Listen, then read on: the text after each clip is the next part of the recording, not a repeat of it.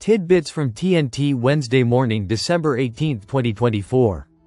Listen to the full version on the official dinarreport.com website and become our supporter on Patreon. TNT. Tishwash. Iraqi dollar smuggling returns to the forefront. Central bank governor beautifies the bleak picture. Economic researcher Ziad al-Hashemi said that the Central Bank of Iraq suddenly punished 49 Iraqi companies on charges mostly related to smuggling and money laundering through foreign transfers, despite all previous assurances that transfers have become immune to smuggling. Al-Hashemi considered in a post on the X platform, which was followed by Al-Urida, that this is a procedure that confirms that the Iraqi dollar smuggling system is still very active, and that the central bank governor's talk about the compliance rate reaching 95% is just rhetoric to beautify the bleak image of the Iraqi banking system. He explained that the 49 companies that were punished are companies operating in various commercial, industrial and service sectors. And this confirms that we are facing a dangerous, broad system that has penetrated the entity of the Iraqi economy and market like cancer. He pointed out that the banking system in Iraq is still heavily penetrated by smuggling and money laundering systems and support for sanctioned entities, and after all these years and promises, it has become not unlikely that there is real collusion and collaboration between the official Iraqi banking system and those smuggling systems. He continued, on the other hand, we are waiting for the Syrian documents that will arrive that reveal the size of the illegal trade and the movement of smuggling dollars from Iraq, which the Assad regime used to live on. Then we will learn the details of one of the most important unknown parts of the process of smuggling Iraqi money, which began draining Iraq in 2004 and continues to this day. Tishwash. Iraq out of the list of major countries holding U.S. bonds.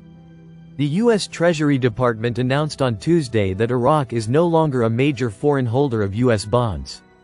Shafaq news agency reviewed the Treasury report for September, which showed that Iraq was not among the top 20 countries holding U.S. bonds, after it was ranked among the top holders last year with a holding of $32.6 billion. The report indicated that Japan topped the list of major countries in holding U.S. bonds, with holdings amounting to $1.123 trillion, followed by China in second place with holdings amounting to $772 billion.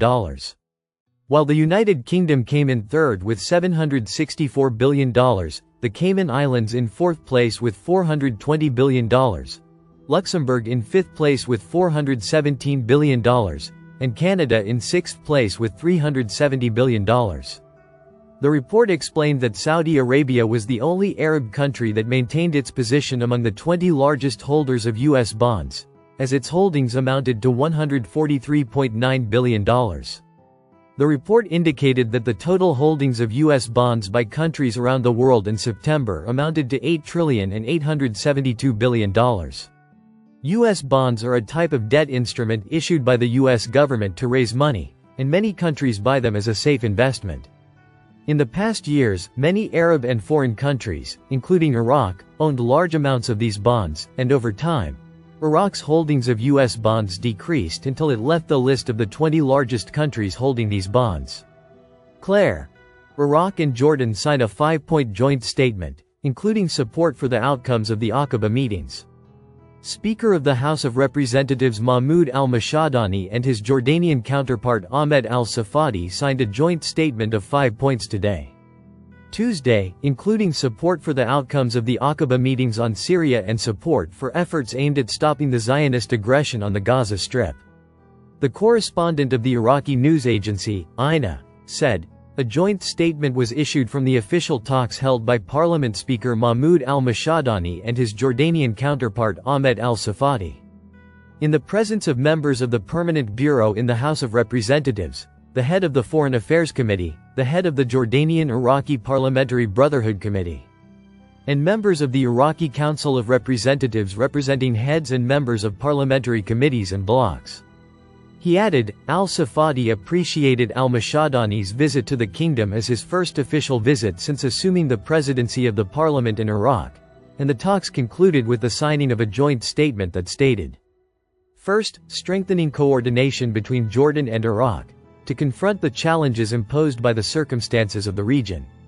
Supporting the brothers in Syria and respecting their will and the necessity of protecting the security of Syria and its citizens, preserving the unity of their lands, and ensuring the representation of all their components in the political process, and supporting the outcomes of the meetings hosted by the Jordanian city of Aqaba regarding the situation in Syria.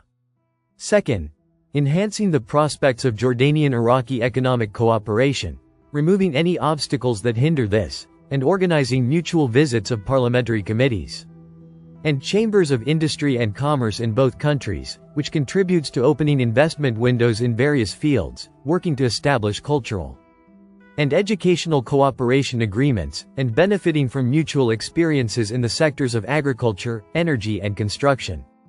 Third, the importance of completing the project to extend the oil pipeline from Basra to Aqaba, which is considered an economic artery for transportation for the benefit of the two countries, and working to support various joint bilateral and tripartite projects with our brothers in Egypt.